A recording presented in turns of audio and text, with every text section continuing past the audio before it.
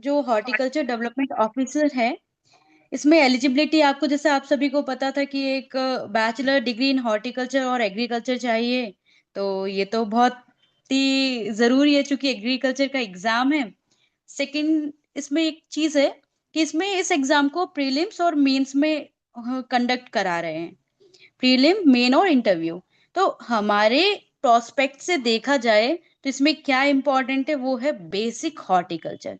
ठीक है, आप जनरल स्टडीज पढ़ लीजिए, जनरल एप्टीट्यूड पढ़ लेंगे, लेकिन चूंकि हम एक एग्रीकल्चर स्टूडेंट्स होते हैं तो हमारा मेन पार्ट क्या होता है कि अगर हमारा बेसिक स्ट्रांग है तो हम कहीं भी निकल सकते हैं। ठीक है, तो यहाँ पे आप कहीं मैथ्स में, रीजनिंग में, इंग्लिश में या जनरल स्टडीज में, क्योंकि जनरल स्टडीज खुद में एक बहुत ब्रॉड सब्जेक्ट होता है। आप आज से 100 साल वर्ष का भी पहले का भी पढ़ लोगे तो भी खत्म नहीं होना, आज के बाद का भी पढ़ लोगे तो भी खत्म नहीं होना। लेकिन हमारे पास जो बेस्ट चीज होती है वो होती है हमारा सब्जेक्ट। अगर हमारा सब्जेक्ट हमारे पास स्ट्रांग है तो we can go with anything, हम कहीं से भी कहीं भी जा सकते हैं। और रही बात बेसिक की, ये जो एग्जाम होगा प्रीलिम्स, उसमें जो क्वेश्चंस आएंगे जो ऑप्शनल टाइप है, ये जो प्रीलिम्स वाला, क्योंकि जब कभी भी कोई भी एग्जामिनर या एग्जाम का पैटर्न सेट होता है तो मोस्टली वो 30 to 40, जो हार्ड क्वेश्चंस होता है वो 20 to 30% ही रखता है। वो ऐसा भी नहीं कि बहुत हार्ड वाला पोर्शन ज्यादा रखता हो, नहीं। वो 20 to 30%, और ज्यादा खींचेगा तो 40%। 40% भी बहुत है बेटा, इतना भी नहीं। 30% सिर्फ वो रखते हैं हार्ड क्वेश्चंस में, और सारे क्या होता है, वो बेसिक से बेसिक होता है। लेकिन हम इंसान कहाँ या हमारे स्टूडेंट्स कैसे मैथ दे खा पाते हैं कि कई बार हम लोग बहुत हमेशा इतना डीप चले जाते हैं, डीप पढ़ते हैं कि हम बहुत सारी छोटी चीजों को ही छोड़ देते हैं। हम यहाँ गलतियां कर देते हैं। एक जो मेरा एक एक्सपीरियंस रहा है बहुत साल से एग्जाम देने का और एग्जाम को समझने का, एग्जाम से पढ़ाने का, तो हम लोगों ने ये चीज देखी है कि बच्चा जो गलती करता है तो कई बार यहाँ भी फंस जाता है। और रही बात इस चीज की कि एग्जाम कैसा रहेगा और कैसा होता है या एग्जाम क्वेश्चंस कैसे सेट होते हैं, तो पहले की, आज से पहले की बात करें तो बेसिक्स आते थे, सभी जगह बहुत बेसिक आता था। चाहे आप कोई यूपी का एग्जाम देख लो, चाहे बिहार का देख लो, चाहे आपका अरुणाचल प्रदेश का देख लो, चाहे एमपी का देख लो, कहीं के भी आप एग्जाम्स पैटर्न्स देखोगे इस एग्रीकल्चर सेक्टर्स में, तो वो पहले से क्या करता था, रिपीटेडली जो बैक ईयर्स के पेपर्स होते हैं उनको फॉलो अप करके बहुत सारे एटलीस्ट 50 to 60 और 70% उसी क्वेश्चंस को रिपीट करता था। लेकिन अभी विगत 1 2 साल से हमने ये भी चीज देखी है कि वो क्वेश्चंस को रिपीट करता है लेकिन इन अनदर फॉर्म। वो आपका पूरा सेंस ही चेंज कर देंगे। और एटलीस्ट जो ऑप्शनल टाइप क्वेश्चंस आते हैं वो तो आप उनको अभी आइडेंटिफाई भी नहीं कर सकते कि कैसे कैसे आए। जैसे कि एक अभी लेटेस्ट एमपी में एक एग्जाम हुए थे, उन्होंने उस बेसिक से एग्जाम को, एक आरएओ का, that is rural agriculture extension officers, उन्होंने इतना टफेस्ट टास्क बनाया था। उस टफ टास्क में क्या किया था वो भी मैं आपको बताती हूँ, शेयर करती हूँ। कि अगर एग्जाम 3 सेशन में था, मॉर्निंग और आफ्टरनून और इवनिंग में, तो उन्होंने जो मॉर्निंग का शिफ्ट था उसमें एक्सटेंशन को बहुत ज्यादा दिया था। और अभी हम लोग भी पढ़ेंगे ना तो इस सिलेबस में भी एक्सटेंशन और इकोनॉमिक्स पर बहुत अच्छा जोर दिया गया है, सिलेबस में खुद मेंशन किया है। तो एग्रीकल्चर के एग्जाम में अभी एक्सटेंशन और इकोनॉमिक्स को बहुत अच्छा माना गया है। तो अपन को ये भी सब्जेक्ट बहुत अच्छे से पढ़ना है, मतलब थोड़ा सा डीप पढ़ने की कोशिश करेंगे। और सभी को तो पढ़ेंगे लेकिन इस पार्ट को भी हमको अच्छे से कवर करना होगा, क्योंकि अभी गवर्नमेंट जो भी स्ट्रैटेजी उन्होंने फॉर्म किया है पर इस पे बहुत ज्यादा ध्यान दिया जा रहा है। Ma'am next. हाँ। मैम इनके लिए एग्जाम जो हम्म। है एग्रीकल्चर अलग से देंगे, एडीओ बोलकर, और एसडीओ जो ग्रेजुएट है हॉर्टिकल्चर, तो हॉर्टिकल्चर हाँ। अलग से देंगे। तो ये इस अ, तरीका से, ठीक है। नहीं सर, मैं ये जो बात कर रही हूँ ये मैं दोनों अच्छा अच्छा एग्जाम्स के लिए बात कर रही हूँ, अच्छा इसमें अच्छा, कोई वो ठीक है नहीं मैम, है, ठीक है। क्योंकि अभी जो ठीक है मैम, पैटर्न ठीक ये है। जो आए हैं ना, तो इसलिए हाँ मैंने हाँ, इनको बता रही, और अपने ठीक है एग्जाम ठीक है, से ये कोई। रिलेटेबल है। Okay sir, okay sir. Okay ma'am. तो this is the main thing, इसलिए अपन लोगों को इस चीज पे भी जोर देना है कि हम जो भी चीज पढ़ रहे हैं तो उसमें इस तरीके से भी पढ़ें। ये तो जो मैंने एक मेनली ये बताया है आपको किस चीज का, जैसे आपका एक्सटेंशन और इकोनॉमिक्स, ये हम इसमें तो नहीं, आपको प्रीलिम्स में भी पढ़ना ही पड़ेगा, क्योंकि इसमें जो एक्सटेंशंस और इकोनॉमिक्स के जो ग्राफ्स हैं उन पर लेके क्वेश्चंस अभी बहुत बन रहे हैं। मैंने अभी एक यूपी में एग्जाम हुआ उसका भी देखा, उसमें भी सबसे ज्यादा वही पूछा जा रहा है, और एमपी में हुआ था वो भी देखा तो उसमें भी पूछा गया, तो मतलब अपन इस फॉर्म में भी चलेंगे। ठीक है। अब आता है मेन एग्जामिनेशन, जैसा इसमें दिया गया है, candidate who qualify the prelim, हाँ जो प्रीलिम क्वालिफाई कर लेगा तो वो मेन एग्जाम में बैठेगा। तो वो mainly horticulture, agriculture, agronomy, plant pathology, entomology, soil science, ये सारे सब्जेक्ट हमको कवर करने होंगे। अब चूंकि मेंस है तो वो मेंस में क्वेश्चनिंग एंड आंसरिंग रहेगा, तो थोड़ा मेंस के हिसाब से अपन को डीप चलना हो, डीप पढ़ना होगा। फिर जो ये दोनों चीज क्वालिफाई कर लेगा तो वो इंटरव्यू आएगा, ये ठीक है, ये आप समझ सकते हैं, आपकी चीजें हैं। अपन आते हैं जनरल हॉर्टिकल्चर पे। जैसे जनरल हॉर्टिकल्चर में हम लोगों को agro climatic zones of India and Arunachal Pradesh, जो हम लोग को पता है कि इंडिया की एग्रो क्लाइमेटिक जोन जो है वो अपन को 15 पार्ट में डिवाइड किया गया है। तो ऐसे हम ये सिलेबस को कंप्लीट करेंगे कि agro climatic zones of India क्या है, नेचर क्या है हॉर्टिकल्चर का, उसकी स्कोप्स क्या है। जैसे अभी सबसे ज्यादा लोग या गवर्नमेंट, सेंट्रल गवर्नमेंट ही हॉर्टिकल्चर की तरफ ज्यादा जाना जा रही है एग्रीकल्चर की अपेक्षा। उसके कुछ कारण हैं, जैसे कि मेन है कि हमको दोनों क्रॉप्स को डाइवर्सिफाइड करना है, अकेले एग्रीकल्चर को ही नहीं लेकर जाना है, हमें हॉर्टिकल्चर को भी इम्प्रूव करना है। सेकंड होता है कि excess use of the fertiliser, क्योंकि आज आदमी सबसे ज्यादा फर्टिलाइजर का उपयोग इतना अधिक कर रहा है कि एक जो डिमांड है वो कभी खत्म ही नहीं हो रही है। और जहां हमको एक बोरी यूरिया की या डीएपी की डालनी होती है, वहां वही किसान 10-10 बोरी डाले जा रहा है। तो we don't have any relatable such things, कि किसान समझ ही नहीं पा रहा है कि उसको कितना यूज करना है और कितना नहीं। इसलिए गवर्नमेंट इस पे फोकस कर रही है कि अगर वो हॉर्टिकल्चर क्रॉप पे शिफ्ट करता है तो उसको यहाँ यहाँ पर फायदा होगा, एटलीस्ट गवर्नमेंट को फायदा होगा। और हम एक्सेस यूज ऑफ जब फर्टिलाइजर और पेस्टिसाइड का उपयोग किया जा रहा है तो क्या हो रहा है कि more and more diseases are just making the home. तो बहुत सारी डिसीजेस भी आ रही हैं, इंसानों में देखा तो आ रहा है, जैसे कैंसर एक बहुत बड़ा कारण है। ऐसे ऐसे बहुत सारी चीजें हैं जो इन सब के कारण हो रही है। और दूसरी चीज, आप वैसे ब्रॉडर टर्म में जाएंगे तो देखो गवर्नमेंट का इतना पैसा वेस्ट हो रहा है और हमारी लैंड डिग्रेड हो रही है।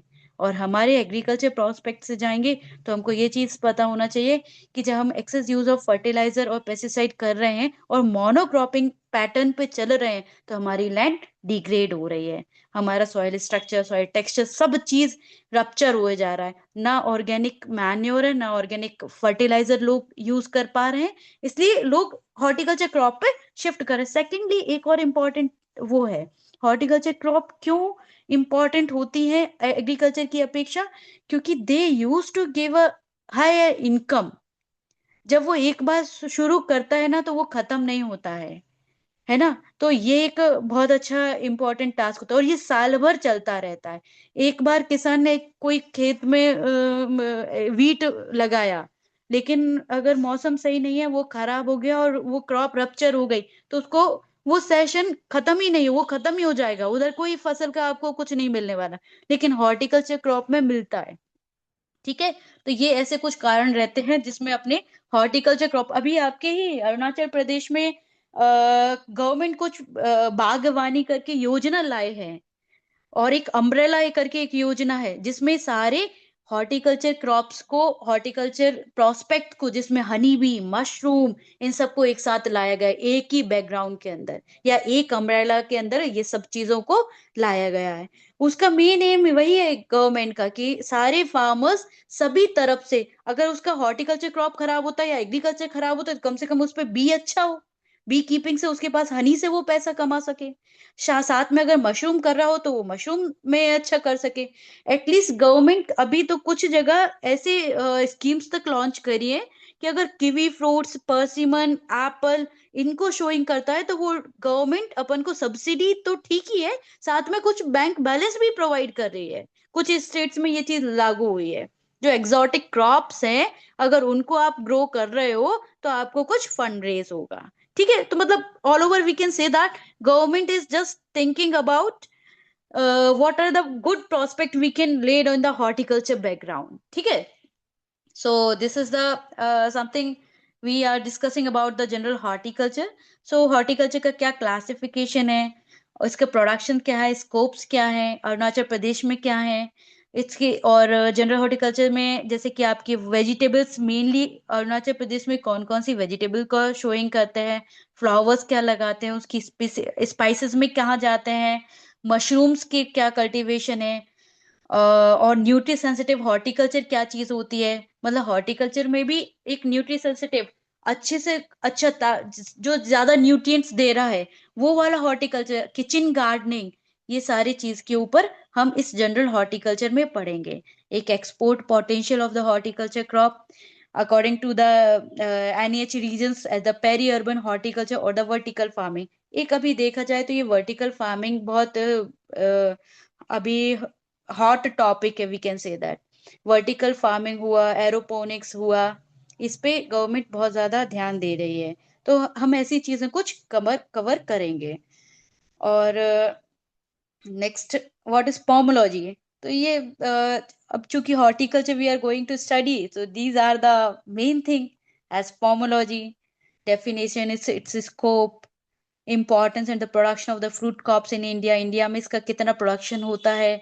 और फिर मेन जो मेजर क्रॉप्स हैं फ्रूट क्रॉप्स में, हम उनको स्टडी करेंगे, जैसे एप्पल है, वॉलनट है, सिट्रस है, कीवी प्लम है, चेस्टनट है, गुआवा है, बनाना है, पाइनएप्पल है। इन वैरायटी कौन कौन सी वेराइटीज हैं, उनकी क्या क्या कल्चरल प्रैक्टिसेस हैं। तो ये सारी चीज मेजर जो क्रॉप्स हैं, major and minor, mainly major crops we need to study, complete study करना होगा हमारे लिए। Next we are that is olericulture. तो ऑलरी कल्चर में का क्या क्लासिफिकेशन है, मेनली कौन से एरियाज में कौन सा सबसे ज्यादा प्रोडक्शन हो रहा है, हमारे इंडिया से सबसे ज्यादा क्या वेजिटेबल में एक्सपोर्ट हो रहा है, इंपोर्ट क्या हो रहा है, किस सब्जी की सबसे ज्यादा प्रोसेसिंग यूनिट है, कैनिंग किसका हो रहा है। ये सारी चीजें हम इस जगह पे पढ़ेंगे। ठीक है, मेनली कॉलीफ्लावर है, पोटैटो है, ओकरा है, ब्रिंजल है, बीन्स है, पंपकिन है, कुकुम्बर है, सम वेजिटेबल सीड प्रोडक्शन है। अभी एग्जॉटिक क्रॉप्स में भी अपनी ऑलरिकल्चर की बहुत सारी क्रॉप्स आती हैं, तो उन क्रॉप्स को भी हम देख सकते हैं, क्योंकि ये एग्जॉटिक जो नाम चल रहा है ये बहुत अधिक अभी प्रचलन में है, या पढ़ने में आ रहा है। आप जहाँ देखो वहाँ लोग एग्जॉटिक क्रॉप पे कुछ रिसर्च पेपर्स निकाल रहे हैं, तो हम यहाँ पर कुछ डिस्कस कर सकते हैं अपने इसके बारे में। Next is the floriculture, its scope, landscaping, cultural practices of the rose, begonvillea, marigold, calendula, salvia, chrysanthemum, gladiolus, orchid, anthurium। तो मेजर जो अपनी फ्लोरिकल्चर क्रॉप्स है हम उनके बारे में भी इसमें डिस्कस करेंगे। इनको कैसा शेड रेगुलेशन चाहिए होता है, इनको कैसे कंट्रोल्ड इरिगेशन चाहिए, इनके क्या प्रोटेक्टेड कल्टीवेशंस हैं, तो ये मेजर हम इसमें डिस्कस कर सकते हैं। मेडिसिनल और एरोमेटिक और स्पाइसेस प्लांट्स में इनका स्कोप क्या है, इनकी क्या अपॉर्चुनिटीज हैं, इनमें क्या परेशानी आती है कि वहाँ नहीं लग पाते हैं, वो भी पढ़ेंगे। व्हाट आर द इम्पोर्टेंट और the major medicinal and the aromatic spices and the condiments in India और अरुणाचल प्रदेश, दोनों की हम ये चीजें पढ़ेंगे। इनको कैसे लगाते हैं, इनमें क्या क्या मेजर, सबसे ज्यादा मेडिसिनल एरोमेटिक स्पाइसेस प्लांट्स में से पूछा जाता है कि इनमें क्या कल्चरल प्रैक्टिसेस किए जाते हैं, तो इनकी जैसे ट्रेनिंग प्रूनिंग होती हैं तो वो चीज पढ़ेंगे। इनमें कितना कंटेंट होता है, क्लोब में क्या चीज होती है, ये सारी इनके एसेंशियल ऑयल सबसे ज्यादा किसमें है, तो ये सारी चीज हम इसमें पढ़ेंगे। ठीक है, इनकी कैसे नर्सरी सेटअप की जाती हैं, ये सीड के द्वारा लगता है, इनका एसेंशियल ऑयल कैसे एक्सट्रैक्ट कैसे करते हैं, इसकी प्रोसेस है ड्रम प्रोसेस। आप एटलीस्ट आसाम की टी है तो वो टी कैसे बनती है, टी के जो तीन प्रकार है, तीनों प्रकार को हम इसमें पढ़ेंगे कि प्रोसेसिंग कैसे करते हैं, बेस्ट कौन सी होती है, कौन सी लेना चाहिए, तो ये सारी चीज हम लोग यहाँ पे पढ़ेंगे। Again the propagation and the orchard management, कि कैसे fundamental and the principles of the propagation methods, एक ऑर्चार्ड की लेआउट कैसा होता है, एक लेआउट कैसा बनना चाहिए ऑर्चार्ड, एक ऑर्चार्ड में वेल होना चाहिए वो। पहली बात, प्लांटेशन आप उसमें कैसे रखोगे, स्क्वायर प्लांटेशन से करोगे, रेक्टेंगुलर प्लांटेशन से करोगे, हेक्सागोनल प्लांटेशन कर रहे हो तो कैसे आप इसको प्लांटेशन का सिस्टम कैसे लगाओगे, तो ये सारी चीजें यहाँ पे पढ़ेंगे। आप उसका लेआउट कैसे रखोगे, उसका पाथवे कहाँ से होंगे, एटलीस्ट कौन सी ग्रासेस लगेंगी। आप जैसे कि हम लोग पढ़ते हैं उधर मुगल गार्डन्स होते हैं, वो कैसे होते हैं, तो ये सारी चीज हम यहाँ पर डिस्कस करेंगे। इसी चीज में हम लोग वो गार्डन्स भी डिस्कस कर लेंगे। That's cultivation of the method and cultivation and management of the nurseries, nursery कैसे मैनेज करी जाती है। अब नर्सरी में जब हम शो करते हैं तो ब्रॉड बेड नर्सरी कर रहे हैं, फरो रेस बेड कर रहे हैं, या संकन कर रहे हैं, या फ्लैट बेड नर्सरी रेस कर रहे हैं, तो ये सारी चीजें हम यहाँ पर पढ़ेंगे। या पॉटरी में नर्सरी को शोइंग कर रहे हैं, या डायरेक्ट सीडलिंग कर रहे हैं, या डायरेक्ट फील्ड पर कर रहे हैं। And again the what are the scope and the zone wise growing of the horticulture crop, और फिर जोन के अकॉर्डिंगली कि किस जोन में कौन कौन सी हॉर्टिकल्चर का ग्रो क्रॉप को शो करते हैं, वो हम यहाँ पर पढ़ेंगे। जैसे कि टेम्परेट हुआ, सब टेम्परेट हुआ, ट्रॉपिकल है, सब ट्रॉपिकल है, तो ये चीज हम लोग यहाँ पर पढ़ सकते हैं। इसके स्कोप्स क्या है, एक अगेन ये एक इम्पॉर्टेंट टॉपिक है अभी जो मेजर चल रहा है, green house production and production. ये अभी गवर्नमेंट सबसे ज्यादा देखा जाए तो सब्सिडीज प्रोवाइड कर रही है, मतलब उसका फोकस है कि अभी जो लोग हैं वो green house, net house, poly house, इनकी मदद से काफी अच्छा प्रोडक्शन लें सभी जगह। मतलब जैसे कि आपकी वेजिटेबल क्रॉप, कोकुम्बर बहुत अच्छी होती है, कॉलीफ्लावर आप देखा जाए तो बहुत अच्छी होती है, और मोस्टली वेजिटेबल आप ऑफ सीजन करना चाहते हो तो बेस्ट होती हैं इन पॉली हाउसेस में। तो एक प्रोटेक्शन के माध्यम से हम यहाँ पर बहुत अच्छे से किसी भी क्रॉप को ग्रो कर सकते हैं। आप रोजेस की बहुत अच्छी वेराइटीज वहां पर ले सकते हैं, क्योंकि एक प्रोटेक्टेड क्लाइमेट रहता है। आपको जैसा भी टेम्परेचर, हीट, ह्यूमिडिटी, एयर जैसे जो भी मेंटेन करना है आप वहां पर कर सकते हैं। तो ये सारी चीजें हम यहाँ पर पढ़ेंगे। Again come the plant physiology, plant physiology में absorption of the water and nutrients, its movement in the plant factor affecting the photorespiration, evaporation, enzyme activity in the physiological process, stress at the physiology of the horticulture crop with the annual reference to the Arunachal condition, plant growth hormones, regulator substances। ये जो topic है plant physiology, again this is a good topic.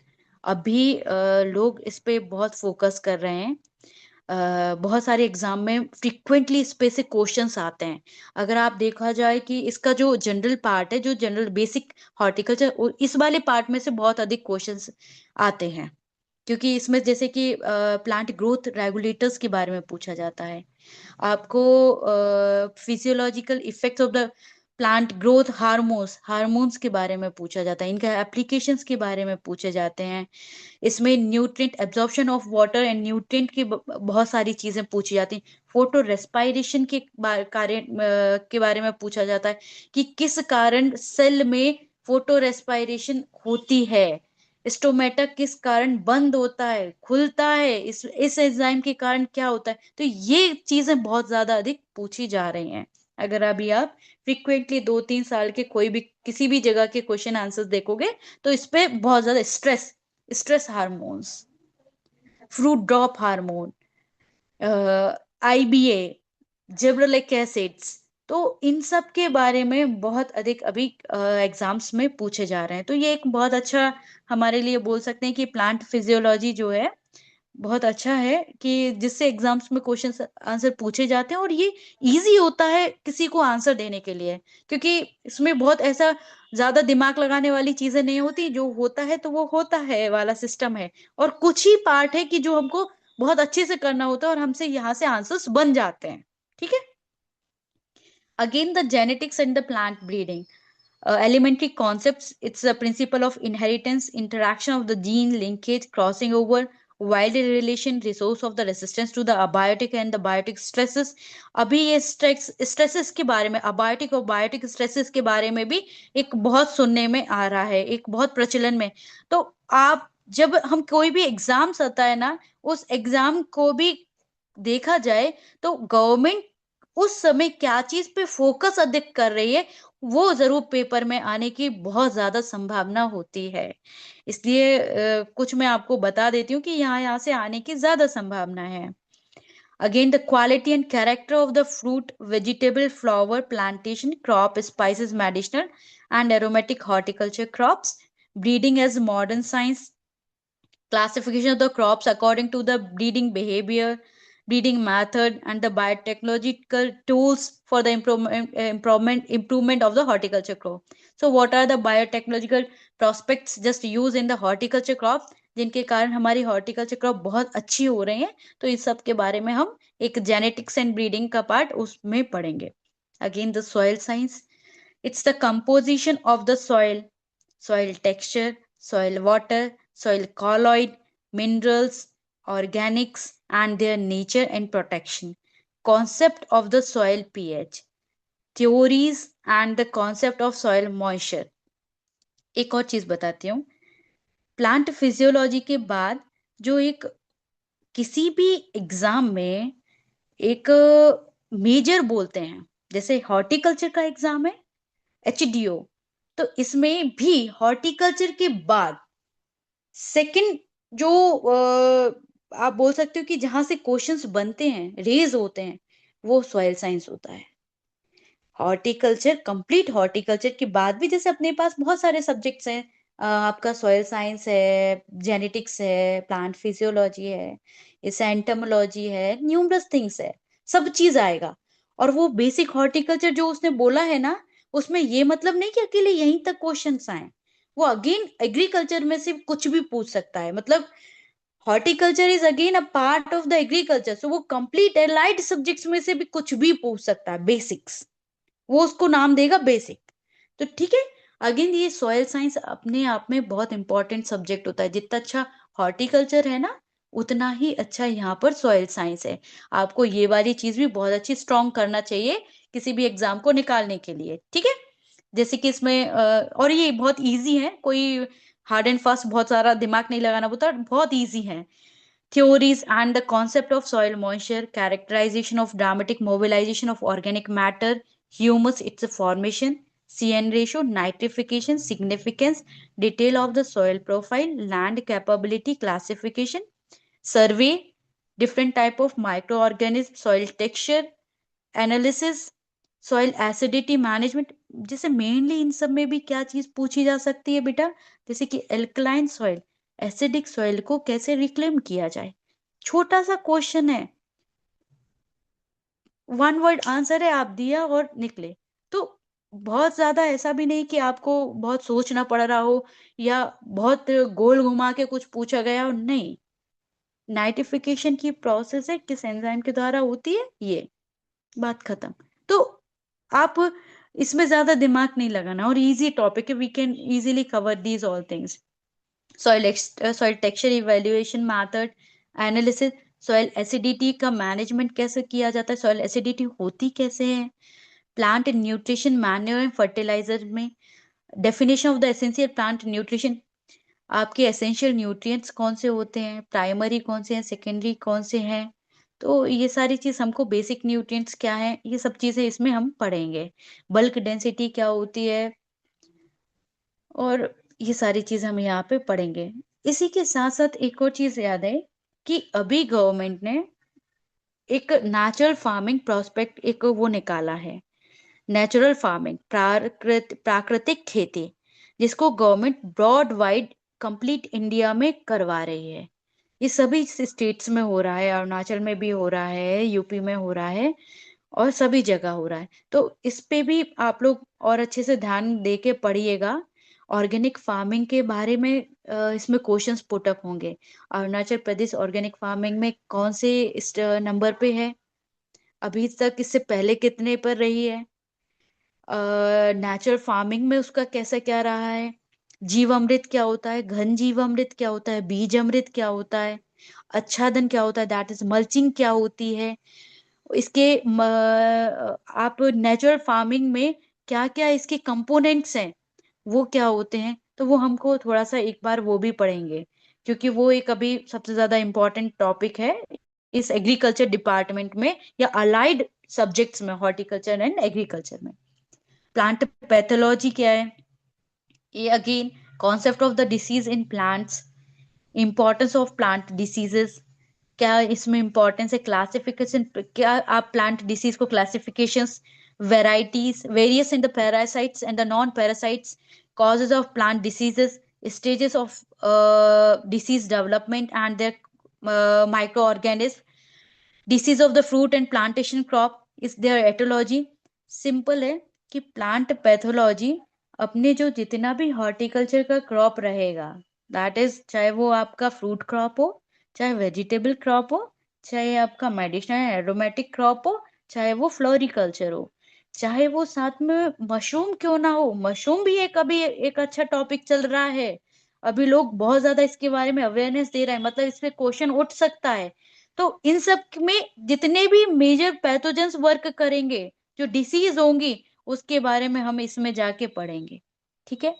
Weeds, weeds का पढ़ना होगा, weeds weed से भी questions उठते हैं, जैसे ग्लाइफोसेट है, 2,4-D है, तो 2,4,5-D है, तो इन सब के बारे में हमको यहाँ पर पढ़ना होगा। डेफिनेशन ऑफ वीड्स, हमारे हॉर्टिकल्चर क्रॉप में मेनली कौन कौन से वीड्स आते हैं, उनको हम कैसे कंट्रोल करते हैं, तो ये सारी चीज हम यहाँ पर पढ़ेंगे।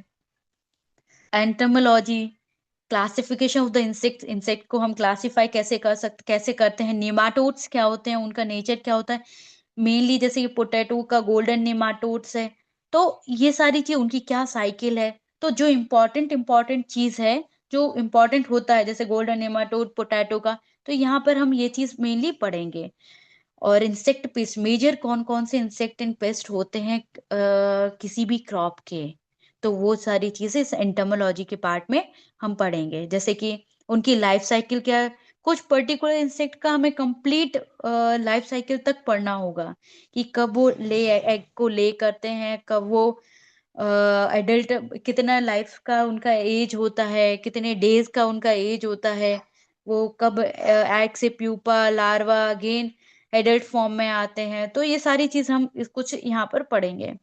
Major pest of the fruit crop, medicinal vegetable, aromatic and the flowering crop, different control measures with the special reference of the EPM, हम उसका कैसे उनको किस कैसे मेजर करते हैं, what are the control measures, उनके सीटीएल लेवल क्या होते हैं, ये चीज पढ़ेंगे, उनके ईटीएल लेवल क्या होते हैं, ये पढ़ेंगे हम लोग।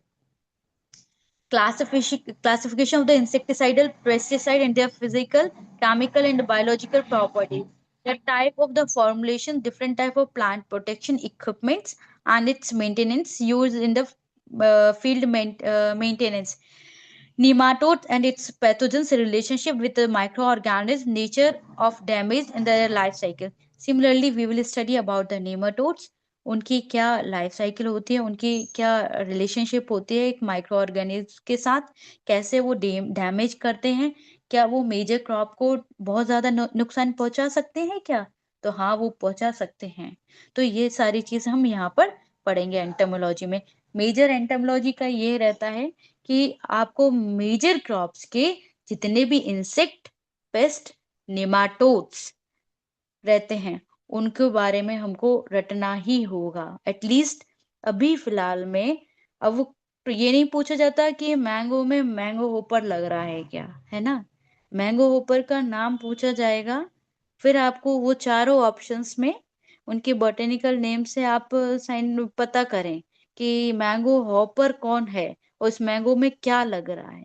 ठीक है, तो ऐसे हमको ये चीज करना होगी।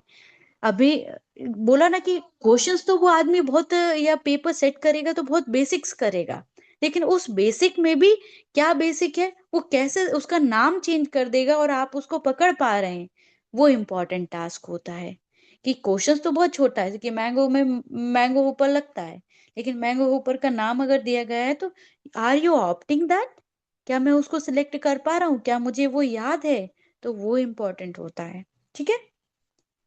Again the extension education and rural physiology, तो इसमें एक्सटेंशन एजुकेशन के बारे में पढ़ाया जाएगा कि meaning objective of the extension. क्योंकि हम एक एग्रीकल्चर बैकग्राउंड से होते हैं तो हमारा मेजर काम ही होता है एक्सटेंशन का।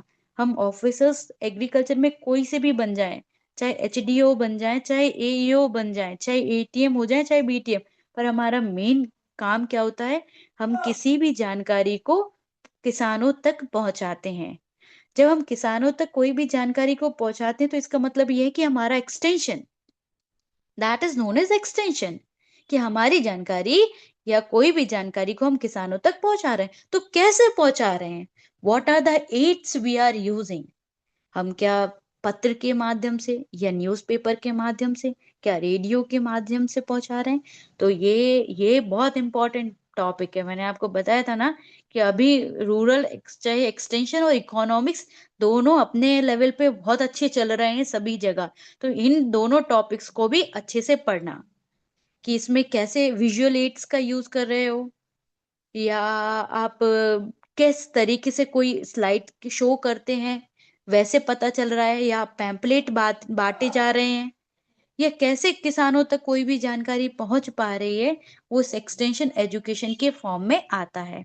कि meaning and the objective of the extension, importance क्या है इस एक्सटेंशन का horticulture and the rural development में, आपकी टीचिंग और लर्निंग प्रोसेस क्या है, क्लासिफिकेशन क्या है, characterization of the extension, reading method, role of aids in the extension, planning, program, evaluation, definition of the rural psychology and its important। तो इसमें सिर्फ हमको ये चीज पढ़ना होगा मेनली कि एग्रीकल्चर के एक्सटेंशन में क्या क्या चीज इंपॉर्टेंट होती है। वो जो एक चैनल होता है जिसके थ्रू हम ये चीज एग्जीक्यूट कर पाते हैं, तो उस चैनल को हमको यहाँ पर पढ़ना होगा, that is teaching learning process. एक आदमी पढ़ा रहा है, दूसरा पढ़ रहा है, तो वो कैसे अच्छे से समझ सकता है किसी चीज को, हमको वो यहाँ पर समझना और पढ़ना होगा। Next is agriculture economics and management, that is concept of micro and macro economics, basic concept like wants, goods, wealth, welfare, value prices, consumption, exchange factor of production, law of diminishing returns, farm business organization, national income, per capita income, basic concepts of the economics and agriculture economics, division of horticulture economics, importance of the subject concept of supporting price, importance of the farm management, its relationship, advantage of the record and the account system of bookkeeping, types of the farm record, physical of financial principles involved in the farm management, farm labor wages record, planning labor। At least बेटा ये तक हमको पता होना चाहिए, इन exams में पूछा जाता है कि आपके जगह पे आपके स्टेट में what is the labour wages, labour का क्या वेजेस है, आप उसको क्या पे करते हैं। तो दीज क्वेश्चंस आर अराइज्ड, ऐसे क्वेश्चंस तक पूछे जाते हैं। ठीक है। तो हम लोग ये यहाँ पर पढ़ेंगे मेनली इकोनॉमिक्स में जो लॉ ऑफ डिमिनाइजिंग रिटर्न्स हैं, जितने लॉज हैं, जितने उसके ग्राफ्स हैं, जितनी डिमांड होती है वहाँ मार्केट कितना फ्लक्चुएट होता है, तो इस सब के बारे में हम एग्रीकल्चर इकोनॉमिक्स में पढ़ेंगे। Again agriculture engineering, scope of farm mechanisation, farm mechanisation क्या होती है, इसके बेनिफिट्स क्या हैं, लिमिटेशंस क्या है, एग्रीकल्चर इंजीनियरिंग क्यों इम्पोर्टेंट है हमारे लिए, it's type, system of soil tillage implement, IC engines कैसे होते हैं, ट्रैक्टर में ये नॉलेज को कैसे इम्प्लीमेंट की जाती है, इसके टाइप्स क्या है, सॉइल टिलेज, जीरो टिलेज क्या होता है, अभी गवर्नमेंट जैसे इस बात पे भी फोकस कर रही है कि स्ट्रॉज को जलाना नहीं है, तो जीरो टिलेज, मल्चिंग, ये सारे चीज बहुत ज्यादा आ रहे हैं। आपको ट्रैक्टर्स के बारे में भी पढ़ना होगा, इनकी इंजन्स के बारे में पढ़ना होगा। आईसी इंजन्स होते हैं, इनमें कितने चैनल्स होते हैं, तो ये सारी चीज हम इसमें पढ़ेंगे। इंटरकल्चर इम्प्लीमेंट्स क्या है, इक्विपमेंट हार्वेस्टिंग, थ्रेसिंग के इक्विपमेंट्स कौन से होते हैं, हार्वेस्टिंग के क्या होते हैं, soil plant water relationship, soil plant water relationship ये कैसे स्टेब्लिश होती है, ये चीज पढ़ेंगे। ड्रेनेज इंजीनियरिंग, सर्वेइंग क्या होता है, लेवलिंग लैंड क्या होती है, practice to control the soil erosion and soil water conservation. एक क्वेश्चन हमेशा यहाँ से आता है, सॉइल इरोजन और सॉइल वाटर कंजर्वेशन से, यहाँ से एक क्वेश्चन पुट अप होता है। अगर ठीक है 100 मार्क का एक पेपर है ना, तो उसमें से एक क्वेश्चन यहाँ से जरूर आएगा आपका सॉइल इरोजन का।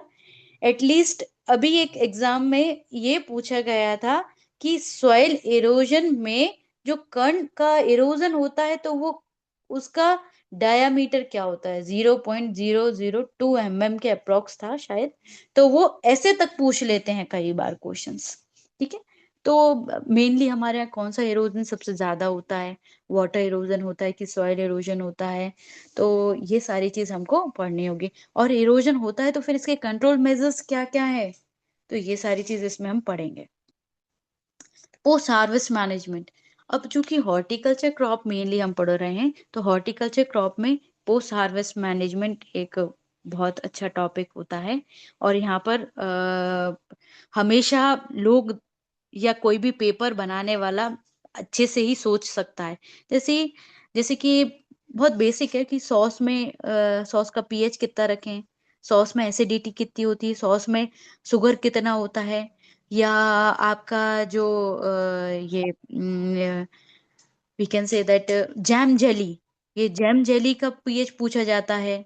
जैम जेली में कितनी शुगर शुगर रखी जाती है, इसमें आप कौन सा वो केमिकल डाल रहे हो कि ये प्रिजर्व्ड रहे, प्रिजर्विंग केमिकल्स क्या क्या है, व्हाट आर द प्रिजर्वेंट्स। तो जो कलर्ड होते हैं उनमें कौन सा डालते हो, जो वाइटेस्ट लिक्विड फॉर्म में रहते हैं उनमें कौन सा केमिकल डालोगे, है ना। तो ये सारी चीज हमको यहाँ पर पढ़नी होगी। तो post harvest management, importance of the post harvest technology in the horticulture crop, कि कब कौन सी क्रॉप मैच्योर होती है और हमको इसको कैसे तोड़ना चाहिए, कब तोड़ना चाहिए, क्या तोड़ने के बाद, दैट इज रेस्पायरेशन सिस्टम किसका। आपने कोई भी फ्रूट को तोड़ा, वो पकना तोड़ छोड़ देता है क्या, जस्ट आपने उसको तोड़ के रखा तो वो छोड़ देगा, ऐसे होते हैं क्या फ्रूट। हाँ होते हैं। Again we can say that it can be classified under the climatic and non climatic fruit, जो तोड़ने के बाद भी पकते जा रहे हैं या तोड़ने के बाद जो नहीं पक रहे हैं, तो we can classify it in the climatic and non climatic form. तो ये सारी चीज हम इन सब में पढ़ेंगे, ठीक है। तो हॉर्टिकल्चर इनकी मेच्योरिटी इंडाइसिस क्या है, कि कब हमको पता चले कि जैक फ्रूट है, या आपका जैक फ्रूट ले लो या मैंगो है, तो वो कब मैच्योरिटी इंडाइसिस पे आ गया है, जब वो येलो कलर का हो गया हो, रेड कलर का हो गया हो, है ना।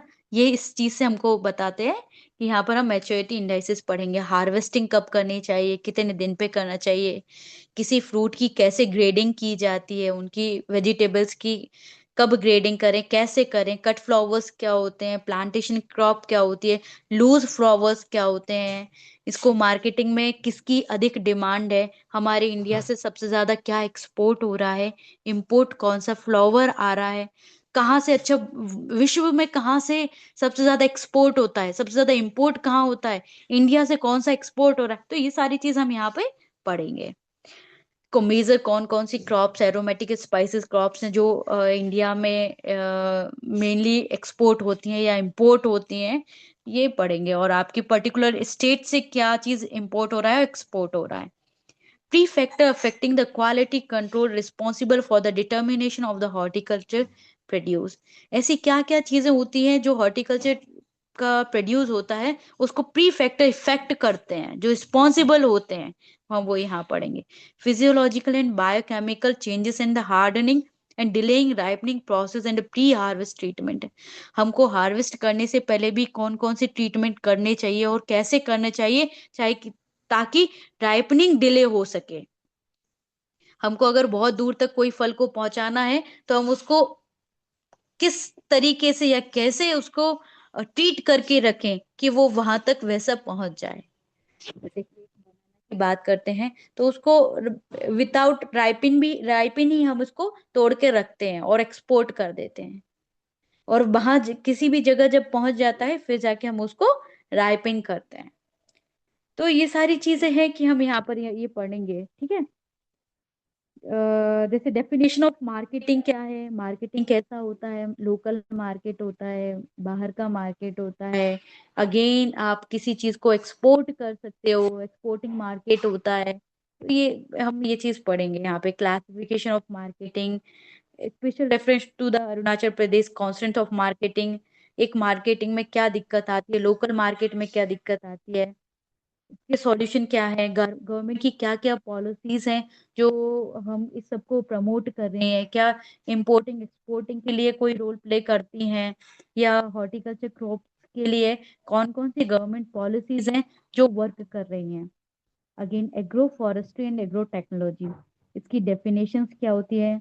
एग्रो फॉरेस्ट्री और एग्रो टेक्नोलॉजी में जब हम एग्रीकल्चर के साथ फॉरेस्ट को मैनेज करते हैं, एग्रीकल्चर के साथ फॉरेस्ट को भी अलाइड करते हैं, तो वहां पर हम ये सब चीजें पढ़ना शुरू करेंगे, जैसे कि agri horti silvi pastoral, horti silvi culture, intercropping, home gardening, wind break. तो mainly horti silvi culture, horti silvi pastoral हम यहाँ पर पढ़ेंगे। जब हॉर्टिकल्चर के साथ हम एग्रीकल्चर को लेंगे, या हॉर्टिकल्चर के साथ हम जब सिल्वीकल्चर और पास्चरल को लेंगे, तब हम ये चीज पढ़ेंगे। इंटरक्रॉपिंग क्या होती है, होम गार्डनिंग क्या है, विंड ब्रेक्स क्या होते हैं, विंड ब्रेक कौन सी डायरेक्शन में लगाए जाते हैं, मेनली कौन कौन से प्लांट्स को हम विंड डायरेक्शन में ले सकते हैं। शेल्टर बेल्ट क्या होते हैं, शेल्टर बेल्ट के लिए कौन कौन से ट्री का यूज किया जाता है। एनर्जी प्लांटेशन क्या होती है, शिफ्टिंग कल्टीवेशन क्या, mainly Arunachal Pradesh is famous for the झूम कल्टीवेशन ना, शिफ्टिंग कल्टीवेशन। अभी गवर्नमेंट एक इस पर भी एक बहुत बड़ी पॉलिसीज ला रही है, जिसमें ये बताया गया है कि किसान को शिफ्टिंग कल्टीवेशन नहीं करना है, उसको उसकी ही लैंड पे है वो ग्रो करके वहीं रुके, है ना, वहीं पर बार बार शोइंग करे, वहीं पर क्रॉप करे, वो शिफ्ट ना हो, स्लैश एंड वर्न कल्टीवेशन ना करें। तो ये शिफ्टिंग कल्टीवेशन के ऊपर एक कोई पॉलिसी अभी देखा था मैंने, अरुणाचल प्रदेश में आई थी। तो ये सब चीज हमको पढ़ना होगी।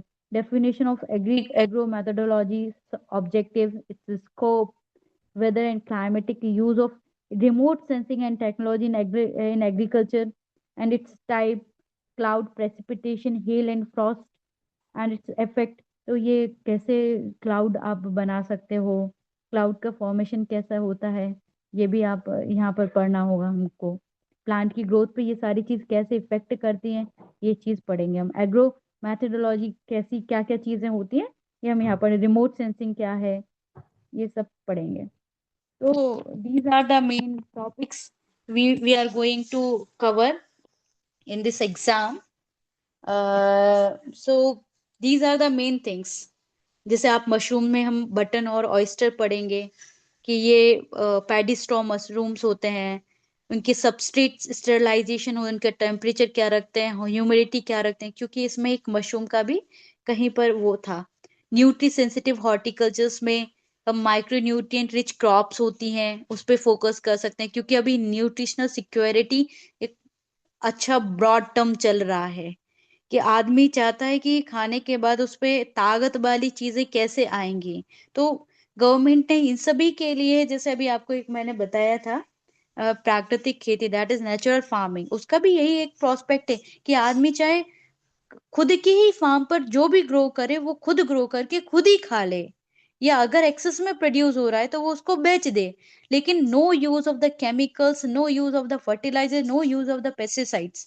वो ना कोई खाद का उपयोग करे, ना कोई वो केमिकल खाद का, ऐसे नहीं कि ऑर्गेनिक, आप ऑर्गेनिक का खूब यूज करो, काफी अच्छा प्रोडक्शन आपको मिलेगा। तो यहाँ पर हम ये चीज देख सकते हैं, जैसे माइक्रो न्यूट्रिएंट रिच क्रॉप्स होती हैं उनको शोइंग करना, kitchen garden, bio fortified variety, बहुत अच्छी अभी बायो फोर्टिफाइड वेराइटीज आई हैं, they are again rich in some protein, iron, nutrients, so why not we are going to plant all those things. तो हमको उस पे भी ध्यान देना चाहिए। तो ये यहाँ पर हमको कुछ वेराइटीज होती हैं, वो स्पेसिफिक वेराइटीज अपन याद करेंगे कि इसके लिए ये पर्टिकुलर क्रॉप के लिए this variety is rich in this thing. So यहाँ पर हम ये चीज देखेंगे। इम्पोर्टेंस ऑफ एक्सपोर्टेबल क्रॉप्स क्या है, जैसे कि ऑर्गेनिक जिंजर है, लार्ज कार्डेमम है, कीवी है, पाइनएप्पल है, ऑर्चिड्स हैं, इनके एडवांटेजेस क्या होते हैं, इनकी ऑर्गेनिक ब्रांडिंग है, इनको व्हाट आर इनके चैलेंजेस में क्या दिक्कत आती है कि क्वालिटी स्टैंडर्ड्स कई बार सही नहीं होते हैं, इसलिए हम लोग इनको बाहर नहीं एक्सपोर्ट कर पाते। कोल्ड चेन क्या है, उनका सर्टिफिकेशन का प्रोसेस क्या होता है। पेरी अर्बन हॉर्टिकल्चर्स क्या होती हैं, horticulture around urban areas to meet the fresh food demands. जब एक हॉर्टिकल्चर अर्बन एरियाज के साथ होती है to meet the fresh food demand, तुरंत कि इसी लोकल एरिया में लगा हुआ है कोई क्रॉप और वहीं के वहीं आपको मिल जाता है और वो फ्रेश रहता है और आप उसको कंजप्शन कर पाते हो, that's peri urban horticulture. That reduce the transport cross cost, वो रिड्यूस करती है ट्रांसपोर्ट क्रॉस कॉस्ट की, फ्रेश प्रोड्यूस देता है, एम्प्लॉयमेंट देता है, लोगों को एम्प्लॉयमेंट मिलता है इस चीज से। वर्टिकल फार्मिंग क्या होती है, जैसे कि growing crops in the vertical layer in the controlled environment. इसमें आप जैसे कि लोग अभी एलईडीज का यूज कर रहे हैं, हाइड्रोपोनिक्स का यूज कर रहे हैं, एरोपोनिक्स का यूज कर रहे हैं। तो इसमें आप वर्टिकल फार्मिंग में इन सब का यूज होता है। इसका एडवांटेजेस होते हैं कि अर्बन स्टेबिलिटी है, ईयर अराउंड प्रोडक्शन चलता है, इसमें ऐसा नहीं होता कि सिर्फ एक महीने कोई चीज लगी और फिर दूसरे महीने बंद हो जाता है, नहीं, इसका ये ईयर अराउंड चलेगा। आप चूंकि उसका टेम्परेचर, ह्यूमिडिटी, सब चीज मेंटेन कर सकते हो उस पर्टिकुलर इन्वायरमेंट में। तो ये सारे इसके एडवांटेजेस हैं, फायदे हैं। लिमिटेशन ये होती है कि हाई इनिशियल कॉस्ट, ये जब लगाया जाता है इसकी कॉस्ट बहुत अधिक होती है। इसमें हमेशा लोग जो चाहिए पड़ते हैं वो टेक्निकल चाहिए हैं, इसमें हर कोई आदमी नहीं, एक लेबर नहीं कर सकती इस वर्टिकल फार्मिंग को। तो ये सारी चीज इसकी लिमिटेशंस हैं।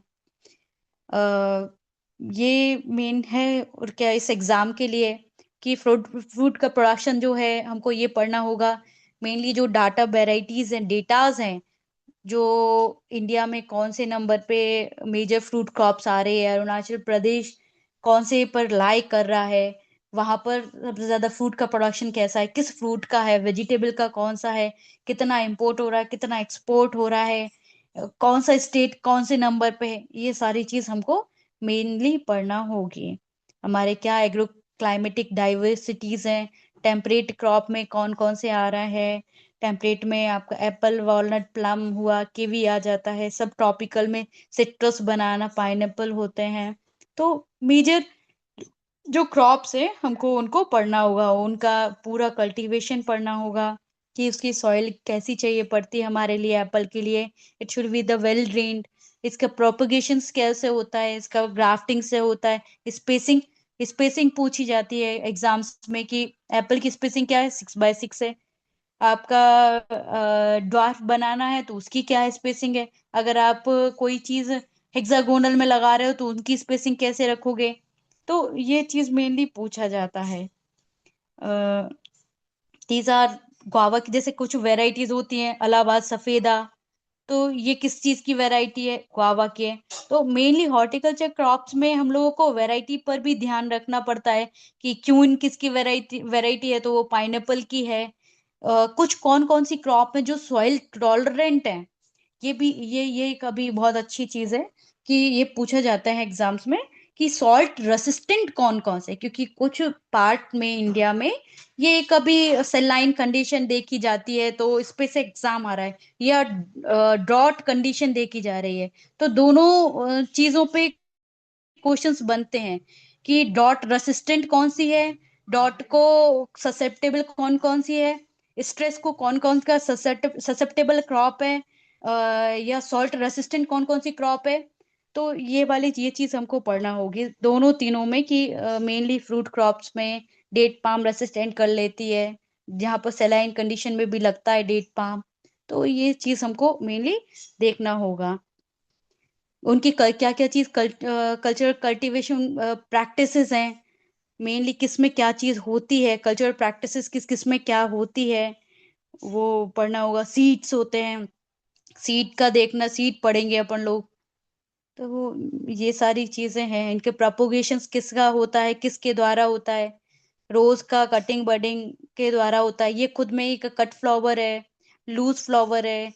इनकी हाई वैल्यूएबल फ्लावर्स कौन से होते हैं, सकस के द्वारा कौन को प्लांट किया जाता है, सीड के द्वारा किसको लगाया जाता है, टिश्यू कल्चर के द्वारा किसको लगाया जाता है। जैसे ऑर्चिड जो होता है वो टिश्यू कल्चर से लगता है, कॉर्न ग्लैड्यूलस जो है वो कॉर्न से लगता है, क्राइजेंथेमम सकस से लगता है, रोज कटिंग बडिंग से लगता है। तो ये सारी चीज हम इसमें पढ़ेंगे। कुछ मेडिसिनल इंपॉर्टेंट मेडिसिनल क्रॉप होती हैं, जिंजर, टर्मरिक। आप एरोमेटिक क्रॉप में लेमन ग्रास है, तो लेमन ग्रास में कितना ऑयल कंटेंट होता है। ये लार्ज कार्डेमम होती हैं स्पाइसेस में, ब्लैक पेपर। तो हमारे यहाँ मेजर क्यून कौन है, किंग कौन है, ये सारी चीज भी अपन को पढ़नी होगी, है ना। नर्सरी जो प्रोपगेशन होता है या नर्सरी का प्रिपरेशन जो होता है, तो वो रेज्ड बेड नर्सरी कैसी होती है, संकन बेड कैसी होती है, फ्लैट बेड कौन सी, मेनली किस क्रॉप में इन सब का यूज किया जाता है, ये पढ़ना होगा। प्लांट का प्रोपोगेशन कैसे, सेक्सुअल प्रोपोगेशन है कि असेक्सुअल प्रोपोगेशन है, कटिंग के द्वारा हो रहा है, लेयरिंग के द्वारा होता है, किसके द्वारा कौन सी क्रॉप में हो रहा है, सीड के द्वारा किस में लगाया जा रहा है, सेक्सुअल प्रोपोगेशन किस में हो रहा है। तो ये सब चीजें पढ़ना है। और चार्ट का लेआउट कैसा होगा, स्क्वायर है, हेक्सागोनल है, कंटूर प्लांटिंग है, मेनली आपका हिली एरिया है, हमको कंटूर प्लांटिंग के बारे में भी अच्छे से डीपली स्टडी करना होगा।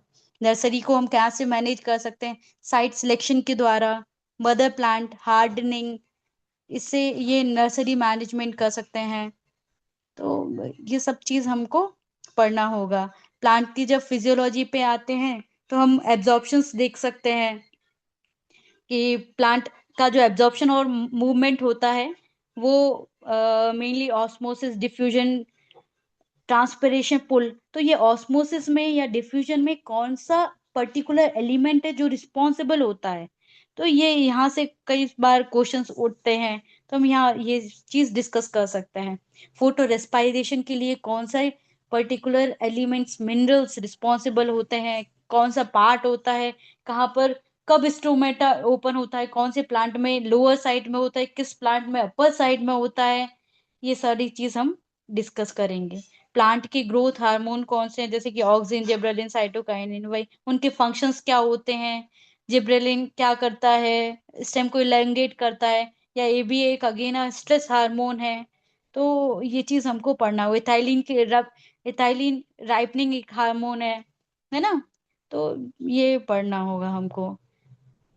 These are the things, what are the biological biotechnology tools we can discuss, that is biotechnology in horticulture crop में मेनली हम टिश्यू कल्चर लेते हैं हम लोग। मार्कर, एक marker section side section technology भी होती है, पर मेनली हम टिश्यू कल्चर का उपयोग करते हैं। और टिश्यू कल्चर किस हॉर्टिकल्चर क्रॉप में यूज होता है, तो ऑर्चिड में होता है। मेनली फ्लावर में आप ऑर्चिड में देखते हो, ठीक है।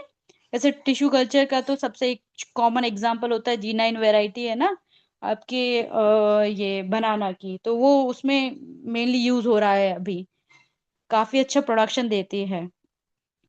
अगेन सॉइल का कुछ रहता, सॉइल साइंस में हमको mineral, organic, water, air, acids, acidic soil क्या होती है, लाइमिंग रिक्वायरमेंट क्या है, ह्यूमस फॉर्मेशन, CN रेशो कितना होना चाहिए, मैक्रो न्यूट्रिएंट क्या है, माइक्रो क्या होते हैं, NPK, ये सब चीज हमको डिस्कस करनी है। तो और overall we have discussed everything.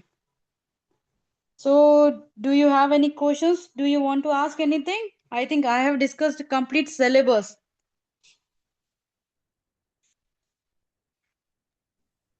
Thank you ma'am. इससे अच्छा और क्या हो सकता है, आपने पूरा डिटेल में बता दिया।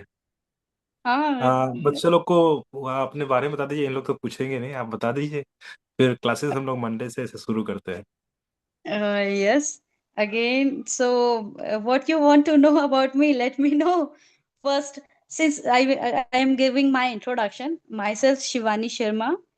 I am yet at the assistant technology manager, or previously I worked in a LNCT college in Bhopal, where I was an assistant professor, and again working as SMS subject matter specialist in NGO, that is 360 Foundation. It is of Bihar. I am working in that organization from nearly 4 to 5 years. Then remaining, what you want to know, let me know. So many, I am the review board member of so many journals. And again, let me know what you want to know. So this was my journey, and I am BSc horticulture from MP's only foremost one horticulture college is there in this MP, that is KNK College of Horticulture, Kailas Nath Karju Horticulture College, Mandsaur. So I am the student of that college, and I have done my masters in from the agriculture college Indore. My complete education is from government colleges. So this was my this small bio data. Okay. Or what else you want to know? Then let me know.